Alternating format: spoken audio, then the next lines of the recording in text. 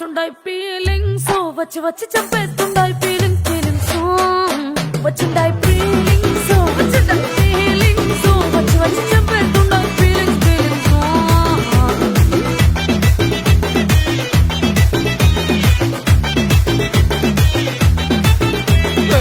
అంటే ఓసారి పోంటే ఓసారి చాటు మాటుగా సయ్యంటే ఓసారి